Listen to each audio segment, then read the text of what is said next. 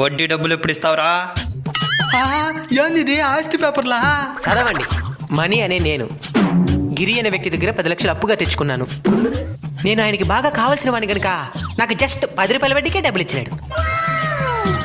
ఇప్పుడు నేను ఆయన టార్చర్ తట్టుకోలేకుండా ఊరేసుకొని తెచ్చిపోతున్నాను. నెక్స్ట్ ఇంకా హైలైట్ ఉంటుంది. చదువు కోర్టు వారికి ఇదే నా మనవి. నేను ఏ విధంగా అయితే ఊరేసుకొని తెచ్చిపోయానో ఆయన కూడా అదే విధంగా ఊరేసంపేయండి. నేను డబ్బుల కోసం వచ్చినాను అనుకున్నావు కదా? కాదు, ఎట్టుండవో చూసి పోదామని వచ్చినా. చూసినావు కదా, బయలుదేరు. ఎందుకంటే ఆయన ఈ విధంగా చేస్తున్నారు? 10 రూపాయల వడ్డీ కట్టేంత స్తోమతేమనుకుంటే అప్పు తీసుకోవాల్సినంత పరిస్థితి ఎందుకు ఏర్పడుతుందో చెప్పు. పరిస్థితులు బాగాలేక డబ్బు అప్పుగా తెచ్చుకుంటాం. ఈ డబ్బుతో ఆ పరిస్థితుల్ని బాగు చేద్దాం అనుకుంటాం. కానీ ఈలోపే ఈ అప్పే పెను ప్రమాదంగా మారిపోతా ఉంది.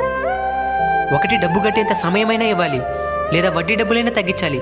ఇలాంటి వారి టార్చర్ వల్ల ఎంతమంది చనిపోతున్నారో తెలుసా? మనిషికి ఆశ ఉండాలి కానీ అత్యాశ ఉండకూడదు.